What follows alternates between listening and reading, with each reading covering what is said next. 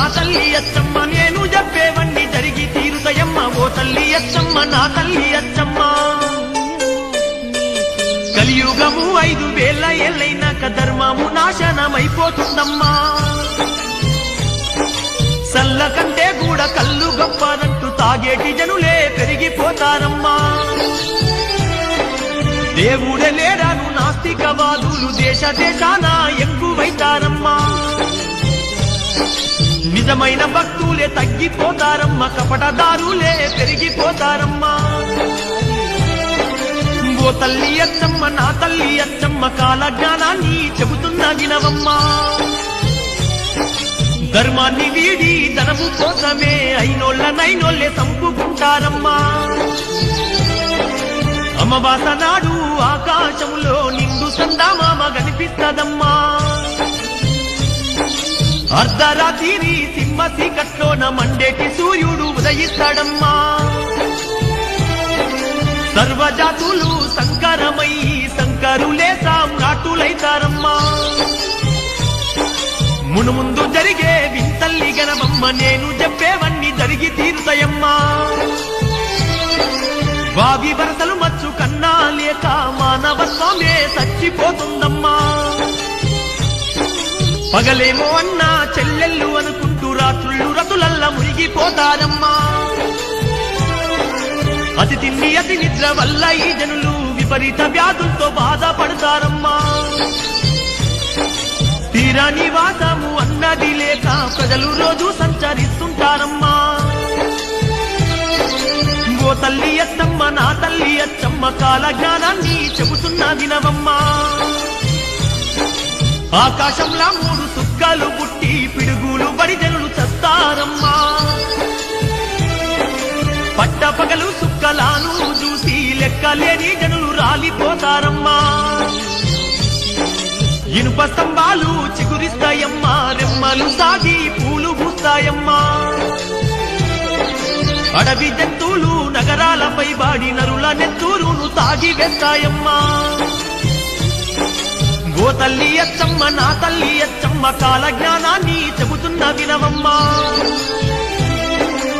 ఏనుగేమో పంది పిల్లల్ని గంటే పందులు కోతుల్ని గంటాయమ్మా రెక్కలొచ్చిన కోడి పిల్లలు మనిషి భాషలో మాట్లాడుతాయమ్మా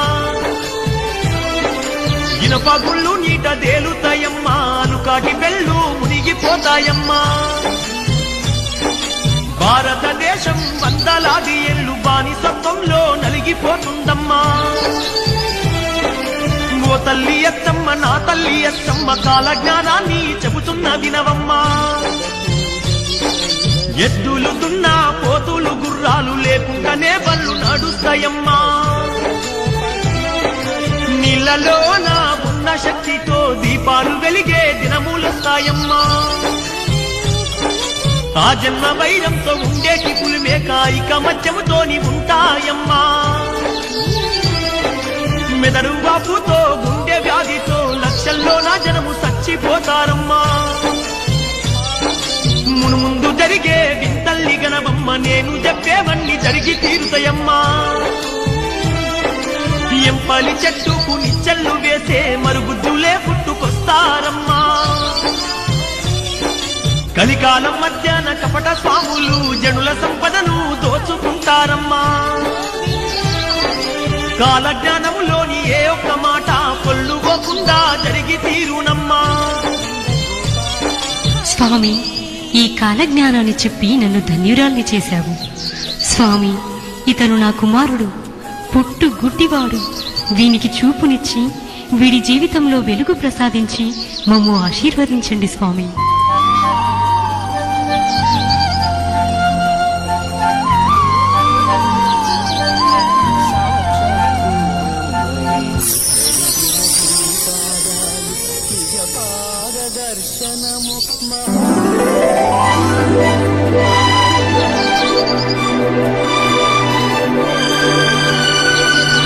స్వామి ధన్యుడను సర్వేంద్రియానాం నయనం ప్రధానమంటారు చూపు లేక నేనెంత కోల్పోయానో చూపు వస్తే తప్ప నాకు తెలిసి రాలేదయ్యా హే దీనబంధు ఇక నా జీవితమంతా మీ సేవకే అంకితమయ్యా నా పాలిట గురుదేవుడవై నాకు ముక్తి మార్గాన్ని ప్రసాదించు స్వామి.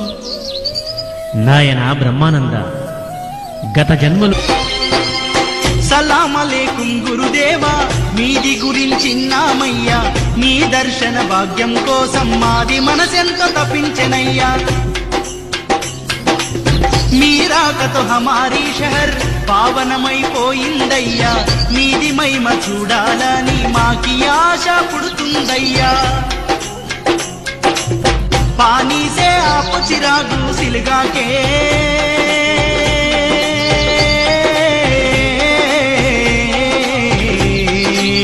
మీ శక్తిని మా షహర్కి చాటండి. మీ కరుణను మా పైన కురిపించండి.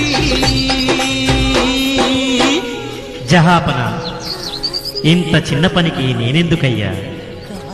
ఏ బావిలో నుంచైనా నీళ్లను తెప్పించి ఈ ప్రమిదలో పోయించు.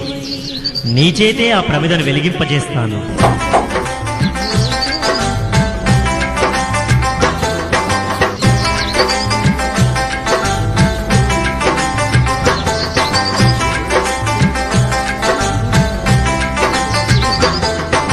అలా అనగానే నవాబు ఆనందంతో నీళ్లు తెప్పించి ప్రమిదలో పోసిండు.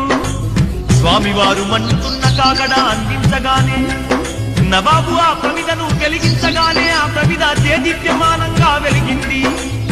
అది చూసి నవాబు సంతోషంతో స్వామివారికి సాష్టాంగపడి నమస్కరించి కాలజ్ఞానాన్ని బోధించమన్నాడు ఆ భాగ్యనగర నవాబు.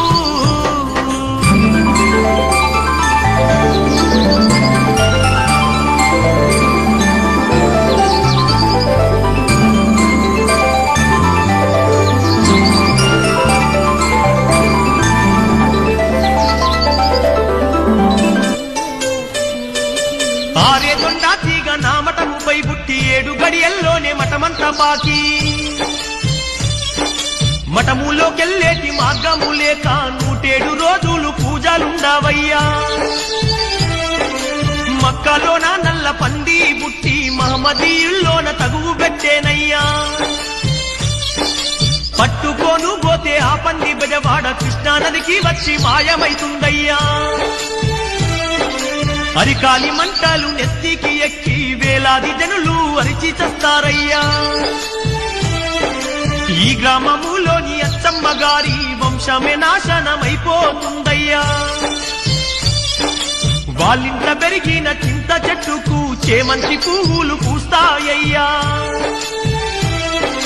బనగాన పల్లె దుర్రేరు పొంగి 3 వంతుల ఊరు మునిగిపోతుందయ్యా. నవాబు పాలన పాడైతుందయ్య, వచ్చేటి రాబడి తగ్గిపోతుందయ్యా. ఉత్తములెందరూ ముక్కుకు గతి లేక చిప్పబట్టుకొని చెయ్యి దాపుతారయ్యా. లోతైన రాతి గుంటల నుంచి సీము నెత్తురులు పొంగుకొస్తాయ్యా. కుమారస్వామి ఆలయమైతే వారము రోజులు మూతపడుతుందయ్యా. కాళికమ్మ కర్ణాటక రాష్ట్రము, దుర్గమ్మ తుర్కాల దేశం పోతుందయ్యా. అర్కసోముడు అరవ రాష్ట్రానికి, వీరభద్రుడు కేరళకు పోవయ్యా. వేదాలు చదివే పాపనోళ్ళంతా బానిసలుగా బతుకులెల్లాదిస్తారయ్యా. ఓ భక్తులారా, నా భక్తులారా, ముక్తి మార్గములోన మీరు నడవండయ్యా. ఋతువులన్నీ గదులు దప్పిపోతాయ్య, పంటలతో పాటే తెగులు పెరిగేనయ్యా. వేప చెట్టు నా అమృతం ముట్టయ్య, చేదు తీపెక్కు తీపి చేదగునయ్యా. భావనమ సంవత్సరమందున భారతదేశాన నదులు పొంగేనయ్యా. 25 పట్నాలలోన రక్తపు టేరులు పారుతవయ్యా. కృష్ణా నది తీరాన ఒకనాడు 7 పుట్ల నల్లులైతే రాలేనయ్యా. పల్నాడులోని బాపనయ్యింట కాకర పాదుకు చింతకాయలు గుట్టు. నరుడు నక్కలాగా ఊలానే బెట్టు, నక్క నందిలాగా రంకాలే బెట్టు. పందేమో నాయన అని కూతబెట్టు, ఏనుగు అమ్మాని కేకలే పెట్టు అరచేత పుళ్ళతో మోకాళ్ళ మంటలతో తొడలల్ల పోటెన్నో గుట్టేనయ్యా అగ్గి వర్షముతోని విషపు గాలులతోని దుస్తులెంతో మంది రాలిపోతారయ్యా మూసీ నది పొంగి ఈ నగరమంతా మునిగిపోయి మళ్ళా నిర్మింపబడుతుంది ముత్యమంతా బంగారము కూడా దొరకని రోజు ముందు ముందొస్తుంది కలియుగము 5000 ఏళ్ళైనాక కాశీలోని గంగ ఎండిపోతుంది నీచుల ఇల్లు సిరి సంపదలతో కలకలలాడుతూ వెలిగిపోతుంది అన్ని వస్తువులలో కల్తీ పెరుగుతుంది భార్య భర్తలకే పోరు జరుగుతుంది కొడుకులు తల్లుల్ని కోడళ్ళు అత్తల్ని కొట్టేటి చంపేటి రోజైతే వస్తుంది ఈ జగమంతా ముందు ముందు అనాథ పిల్లలతో నిండిపోతుంది